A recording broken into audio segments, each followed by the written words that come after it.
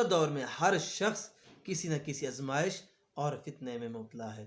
کوئی اولاد کی آزمائش میں ہے تو کوئی مال و دولت کے فتنے میں ہے، کوئی عورت کے فتنے سے متاثر ہو کر اپنا ایمان خطرے میں ڈال رہا ہے، کوئی روشن خیالی اور اہل کفر کی مادی ترقی سے مروب ہو کر اپنا دینی سرمایہ ضائع کر رہا ہے، اور کوئی شہوت پرستی میں پڑھ کر اپنی اسلامی زندگی کو گنوا رہا ہے۔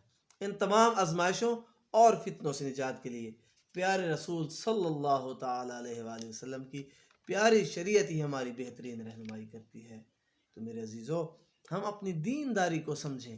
ہماری دینداری تب ہی اللہ رب العزت کے ہاں دینداری ہوگی جب اس میں اللہ رب العزت کی نافرمانی نہیں ہوگی۔ اس لیے اپنی زندگی کا جائزہ لیں۔ بہت سارے تسبیحات کرنا، ذکر و اذکار کرنا، زیادہ تلاوت کرنا، یہ الگ چیزیں ہیں۔ خدا را اتنا ضرور کریں کہ اپنی زندگی سے گناہوں کو نکال لیں، اپنی زندگی گناہوں سے پاک کر لیں، پھر دیکھیں اللہ رب العزت اپنی دوستی میں کیا کچھ عطا فرماتے ہیں۔ اور جو برائی کا بدلہ ہے وہ ضرور ملتا ہے۔ جب انسان اللہ رب العزت کی نافرمانی کرے گا تو سزا مل کر ہی رہے گی۔ یہ اللہ رب العزت کا فیصلہ ہے۔ خوش نصیب ہے وہ مسلمان جنہیں اس سزا کا احساس ہوتا ہے اور وہ اللہ رب العزت کی طرف رجوع کر لیتے ہیں۔ اور بعض ایسے ہیں کہ گناہوں کی کثرت کی وجہ سے ان کے دل مردہ ہو جاتے ہیں، پھر انہیں احساس تک نہیں ہوتا کہ یہ گناہوں کی سزا مل رہی ہے۔ تو میرے عزیزو، کبھی ایسا ہوا کہ جیسے ہی گناہ کیا اللہ نے فوراً تھپڑ مارا ہو، جیسے ماں بیٹے کو غلطی پہ تھپڑ مارا کرتی ہے؟ اور کبھی ایسا ہوا کہ گناہ تو جوانی میں کیا، بے پردگی کی، تو اس کے بدلے میں اللہ رب العزت نے بڑھاپا خوفناک کر دیا؟ جوانی میں اللہ کو ناراض کیا تو اللہ نے بڑھاپے میں اکیلا کر دیا۔ کئی سال پہلے اللہ رب العزت کو ناراض کیا تھا، لیکن اس وقت اللہ نے نعمتیں نہیں چھینی، بلکہ اپنی نعمتیں اس وقت چھینی جس وقت اسے ان نعمتوں کی زیادہ ضرورت تھی۔ بہت عرصہ پہلے اللہ کی نافرمانی کی تھی، اللہ رب العزت نے اسے ایسے موقع پر تنہا چھوڑ دیا جس وقت اسے لوگوں کی ہمنوائی اور انس کی ضرورت تھی۔ اب کہتی ہے یہ کیوں ہوا؟ ارے یہ تیری جوانی کی بے پردگی کا نتیجہ ہے۔ اب کہتا ہے یہ کیوں ہوا؟ تیری جوانی کی غیبت کا نتیجہ ہے، جوانی میں دوسروں کو ستانے کی نحوست ہے۔ آج اللہ رب العزت نے تجھے کئی سالوں بعد یہ سزا دی ہے۔ اور کبھی اللہ رب العزت کا معاملہ بہت عجیب اور خطرناک ہوا کرتا ہے، وہ یہ کہ بندے نے گناہ کیا اور اللہ رب العزت نے ڈھیل دے دی۔ گناہ کیا اور اللہ رب العزت نے مزید دے دیا۔ گناہ کیا، اللہ نے دولت میں ترقی کر دی۔ گناہ کیا، اللہ نے دکانیں بڑھا دیں۔ گناہ کیا، اللہ رب العزت نے معاشرے میں عزت اور وقار کو مزید بڑھا دیا، دولت میں اضافہ کر دیا۔ گناہ پہ گناہ کیے جا رہا ہے، اللہ رب العزت دولت میں ترقی دیے جا رہے ہیں، فیکٹریوں میں اضافہ ہو رہا ہے۔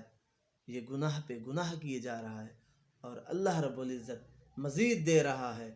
اس لیے قرآن کریم میں اللہ رب العزت نے ارشاد فرمایا، فَلَمَّا نَسُوا مَا ذُكِّرُوا بِهِ فَتَحْنَا عَلَيْهِمْ أَبْوَابَ كُلِّ شَيْءٍ۔ پھر جب وہ لوگ ان چیزوں کو بھولے رہے جن کی ان کو نصیحت کی جاتی تھی تو ہم نے ان پر ہر چیز کے دروازے کشادہ کر دیے۔ یہ ہمیں بھول گیا، ہم نے اس کے لیے ہر چیز کے دروازے کھول دیے۔ اللہ رب العزت نے یہ کیوں فرمایا؟ اس لیے کہ اب اس انسان کے اندر سمجھنے کی صلاحیت ہی نہیں رہی، اس کے اندر سنورنے کی صلاحیت ہی نہیں رہی۔ جب بندے کے اندر ایمان کی صلاحیت ختم ہو جاتی ہے تو پھر بندے کو صحیح اور غلط میں فرق نظر نہیں آتا۔ اللہ رب العزت مزید عطا کر دیتے ہیں اور زیادہ دے دیتے ہیں کہ اس کے اندر اب تو درست ہونے کی صلاحیت ہی نہیں رہی، اس کے اندر سنورنے کی صلاحیت ہی نہیں رہی، اب تو اس کے اندر صحت کی صلاحیت ہی نہیں رہی۔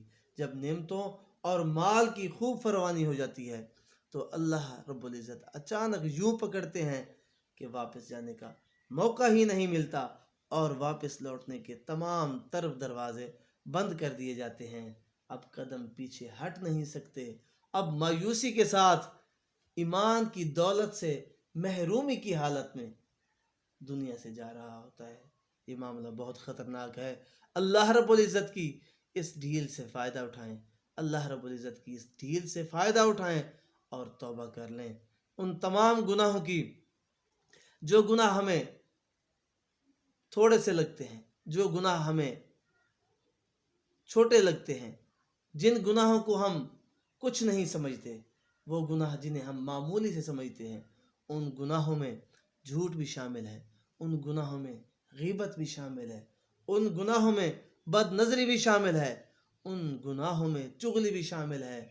خدا را اللہ رب العزت کی اس ڈھیل سے فائدہ اٹھائیں اور گناہوں سے توبہ کر لیں۔ اللہ رب العزت مجھے اور آپ کو سچے دل سے توبہ کرنے کی توفیق عطا فرمائے۔ وآخر دعوانا ان الحمد للہ